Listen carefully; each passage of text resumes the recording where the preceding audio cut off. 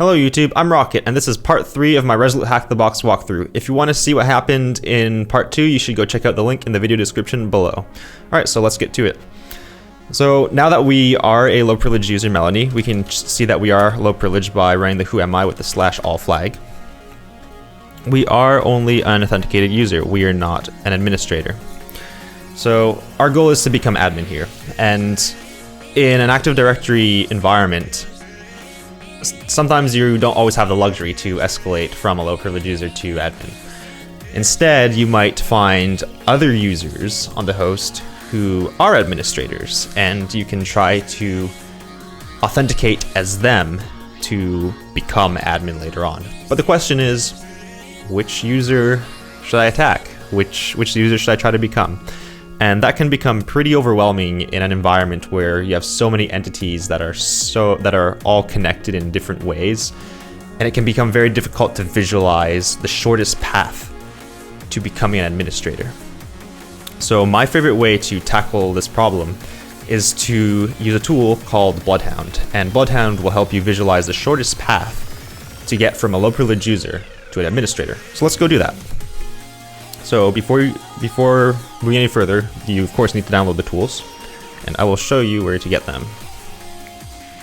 So if you go do a Google search for BloodHound AD, you'll find this BloodHound repo. You're going to want to clone this. The important part is you want the ingesters right here, and alternatively you can also go to the releases, and you can download. If you're running Kali like I am, you also might want to get yourself this right here. Perfect. So the first step is we need some data to visualize. And how do we go about collecting that data? Well, we're going to run the ingester #hound. So if I go back to my tools, and I have BloodHound right here. I'll go to BloodHound Linux x64. Actually, no, sorry, I lied. I was supposed to go to the regular BloodHound because I need to go to ingesters. Ingesters are the way how you're going to collect this data. And here we have #hound.exe and #hound.ps1. I personally prefer to run this one, and this is one I will be running. So I'm going to copy this. So I'm going to copy #hound.exe to a directory that I can share with SMB with this Windows host. This way, if someone else is on the box and they try to overwrite my data, I don't have malware or any corrupted files on my system. Let's go to HTTP, go to write-ups, boxes, Resolute. I'm gonna make a directory called privesc, because that's what we're trying to do. We're trying to escalate our privileges. And I'm gonna call this shared. Go to it. And I'm gonna copy #hound.exe to this shared directory. Perfect. The next thing we're gonna do is we're gonna spin up an SMB server. So you can get SMB server from Impacket. I think it's already installed on Kali by default, so you can just run smb server.py. So we're going to smb server.py. The share name, I'm going to call it Rocket, and the share path is going to be called shared, because that's the directory with the contents that we want to share. Username, Rocket. The password, hack it, because that's what we do. And very important, SMB2 support. Because if we noticed in the video in part 1, we ran SMB client, it gave us a big message saying, hey, SMB v1 is not supported. So in modern versions of Windows, you always want to pass the SMB2 support flag when you're trying to spin up SMB server from Linux. And in the newer version of Kali, your Kali is not a root user, and SMB by default always listens on port 445, and that is a privileged port, so we have to run it with root privileges. Amazing. So now that we have our SMB server up and running on our Kali machine, we need to get the Windows machine to access that shared, I guess it's a shared share, for lack of a better term. Okay, so we'll say, and we need to authenticate, right? Because we created a Rocket user with the password of hack it. So we'll say pass equals convert to secure string, say hack it, as plain text, force. Now we'll say creds equals new object system dot management dot automation dot ps credential, and we'll say rocket and is the username with the password. So now we have our hashed credentials. We need to go ahead and mount the share. So we can do this in PowerShell by using the new ps drive command. We're going to call it r, and the root is going to be my IP address, which is 10.10.14.48, and the share name is rocket. And then our ps provider is going to be file system. And don't forget to pass the creds. So credential is creds. All right. And it looks like Resolute has successfully authenticated to our share. Amazing. I'm very happy that worked first try. Okay, well, I'm going to speed up the video and wait. Oh, never mind. Okay, cool. So I'm going to copy sharphound from the R directory to some directory on the regular file system, because when you run executables through SMB, sometimes they behave a bit differently from how you expect them to. So let's go to the music directory, because no one expects to find sharphound in a music directory. Let's copy sharphound.exe. Wait, is it capitalized? I can't remember. Let's do an ls. All right, so I'm going to copy sharphound from our shared drive, copy it here. So that's kind of just like downloading it, really, because you're accessing it over a network share. And now we can just go and run it. So let's run sharphound.exe. And this is going to enumerate Active Directory and find all this graphical data that we can then throw into BloodHound. Amazing. So if we do an ls, we have this zip file right here. So we're going to move. Oh, let's move everything. So let's move everything to the R directory. File exists. Okay, cool. Great.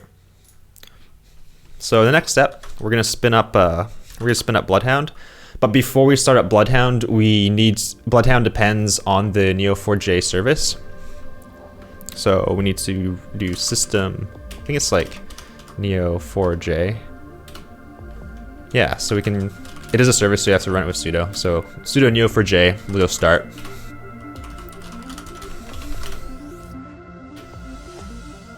Cool. Okay, so now I can say sudo neo4j status, and it's running. Amazing. So I'm gonna go back to BloodHound. So we'll go back to my tools directory, go to BloodHound, and this time we're going to the BloodHound Linux x64, because BloodHound is going to run locally. And just go BloodHound. Great. So my DB username, neo4j,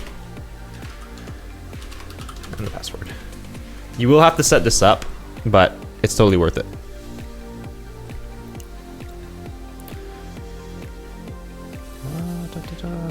So I've done this before. I'm just going to clear the database to show you how to go import data here. It's clearing all the data.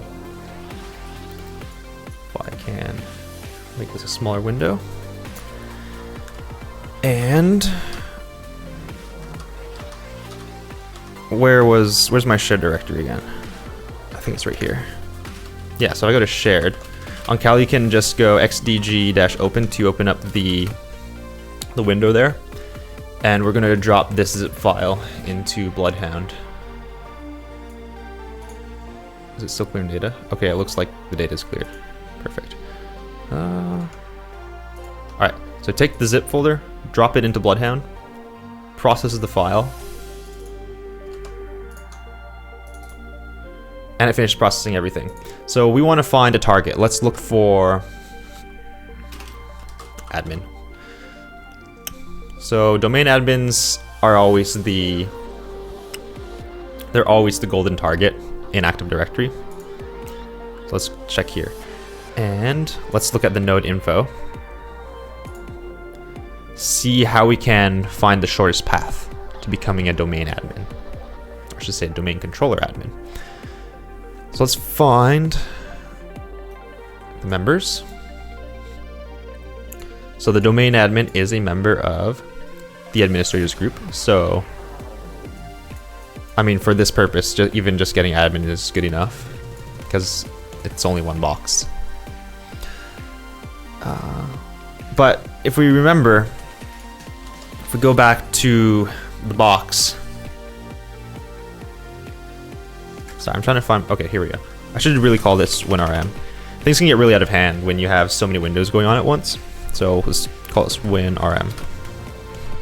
If we look at the users, come on, we'll notice that there's a user Ryan right here. And if we do something like net user Ryan, we can get more information on that user. And just like us, he is a domain user, but he's also part of the contractors group. But can we use the contractors group to kind of escalate our privileges? Well, we don't know. We don't know just from looking at this output right here. However, because it is a Active Directory group, we can look it up in BloodHound. So let's look up, well, let's just look up Ryan. See if he's worth attacking. Let's find what he's a member of.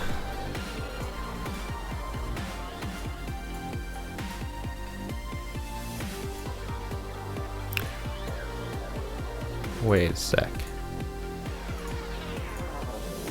Come on. Okay, I'm back. Sorry about that, guys. For some reason, BloodHound glitched out on me, and when I typed Ryan right here, it was still giving me the old search query that I had. So, yeah, let's find more information on Ryan. Let's click on him.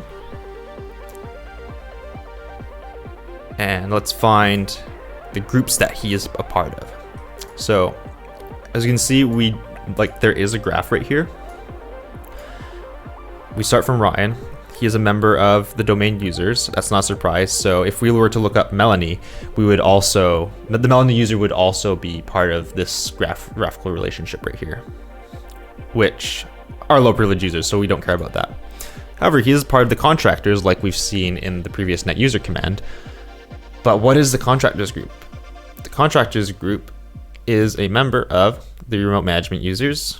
That's fine because so is Melody. But there's also a DNS admin. So if you're an admin of something, that's totally worth looking at. That could be a valid target.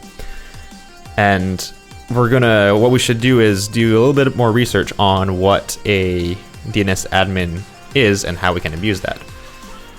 So it looks like we might have found a path, and Ryan might be a viable user to attack.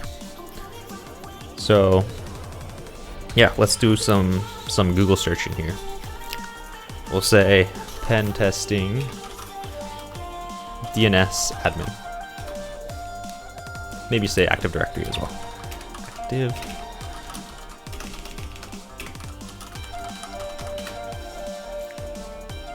And it looks like there are some articles on this. Let's click on this one here.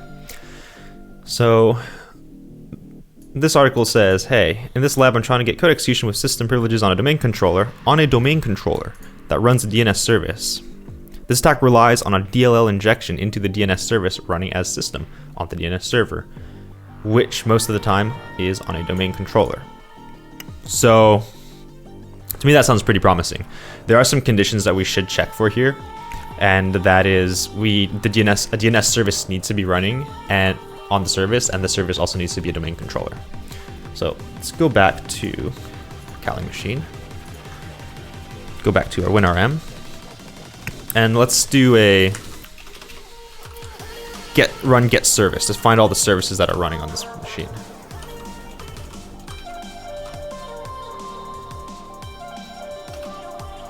So interestingly enough, this server is also quite locked down, because we can't run get service as the Melanie user. Well, let's see if we can run get process.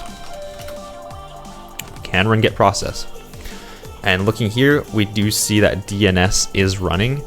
You can also go recursively search the C drive for anything that's DNS related, but I'm pretty confident that this is enough to prove that, hey, DNS is running here.